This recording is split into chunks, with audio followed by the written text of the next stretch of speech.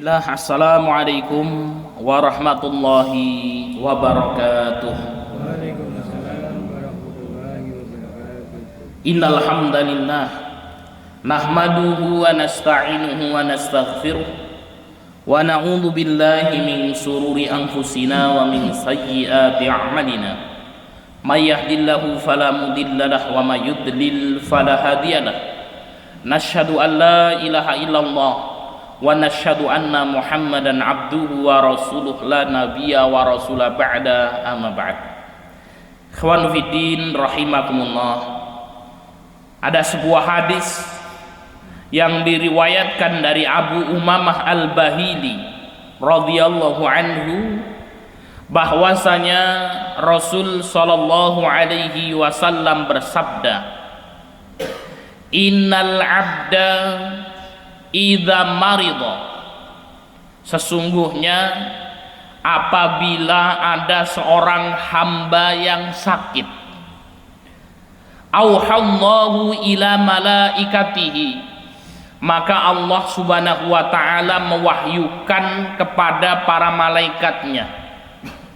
Maka Allah subhanahu wa ta'ala berfirman kepada para malaikatnya, ana qayyadtu abdi bi qaidin min quyudi, wahai para malaikat-malaikatku, sesungguhnya aku sedang mengikat hambaku ini dengan salah satu belengguku. Fa in aqbidahu aghfiralahu, jika aku mewafatkan hambaku ini maka aku akan mengampuninya. Wa in u'afihi fahaina idin yaq'udu la dzanbalahu, namun jika aku menyembuhkannya dari sakit itu, maka saat itu ia akan duduk tanpa memiliki dosa.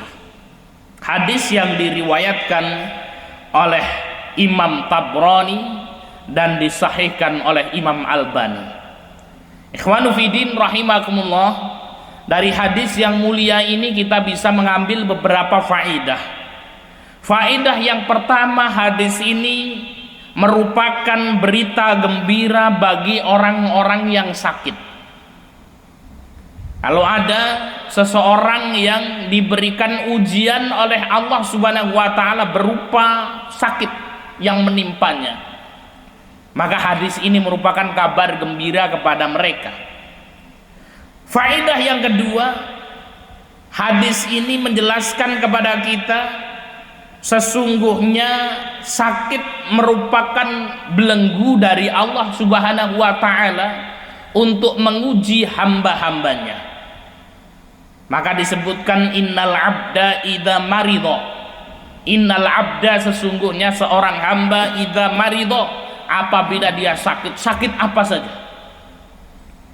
Sakit asam urat. Kalau Pak Desman sakit apa Pak Desman dulu? Asam urat kan. Sakit rematik.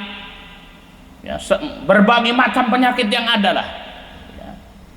Nah ini maka kemudian apa? Auhallahu ila malaikatihi. Maka kalau ada hamba yang diuji sakit apa saja oleh Allah subhanahu wa ta'ala, Allah subhanahu wa ta'ala mewahyukan berkata kepada malaikat-malaikatnya, ana qayyadtu abdi bi qaidin min quyudi, sesungguhnya aku membelenggu hambaku dengan salah satu di antara belenggu-belengguku. Kemudian yang ketiga, saudara-saudara yang dimuliakan Allah subhanahu wa ta'ala, apa hikmah dari sakit itu? Hikmah dari sakit ada dua. Ketika seorang hamba sakit, bukan berarti Allah subhanahu wa ta'ala benci kepada hamba tersebut. Ada seorang diuji oleh Allah subhanahu wa ta'ala dengan sakit, sudah berobat kemana-mana, tidak sembuh-sembuh, sehingga kemudian apa, Allah subhanahu wa ta'ala tidak sayang ini sama kita ini kan. Dosa apa ini? Kemudian apa? Sakit kok kemudian tidak sembuh. Ternyata ada dua faedah ketika seorang sakit.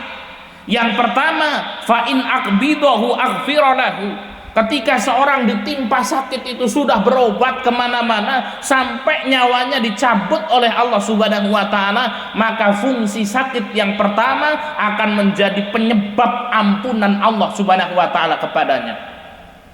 Maka disebutkan fa'in akbidahu aghfiralahu, kalau dengan sakit itu hambaku meninggal dunia, maka langsung akan Allah Subhanahu wa Ta'ala ampuni dosa-dosanya. Maka kebanyakan saudara-saudara yang dimuliakan Allah Subhanahu wa Ta'ala, orang sebelum mati itu dengan sakit dulu.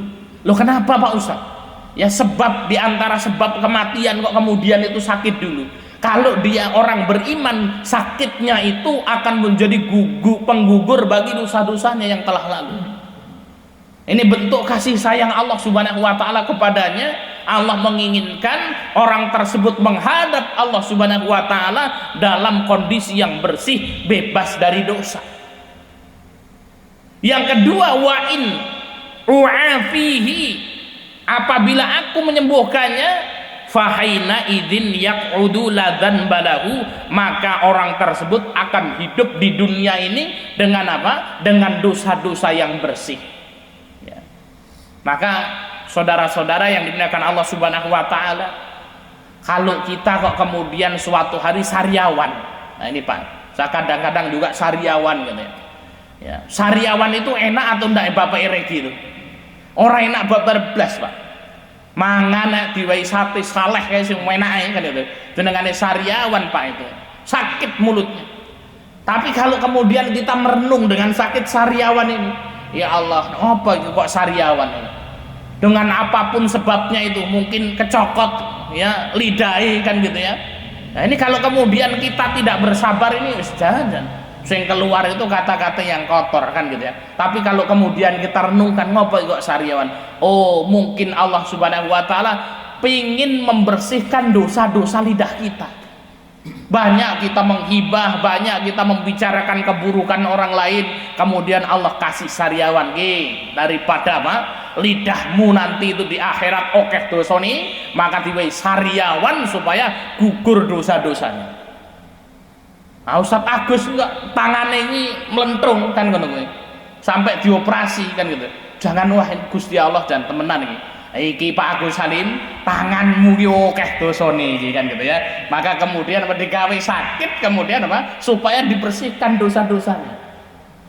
Nah, ini yang kedua, faedah dari sakit ini saudara-saudara yang dimuliakan Allah, itu adalah menggugurkan dosa-dosa kita. Ya, maka kita berdoa kepada Allah Subhanahu wa Ta'ala agar diberikan umur yang panjang, ya meriang kan gitu.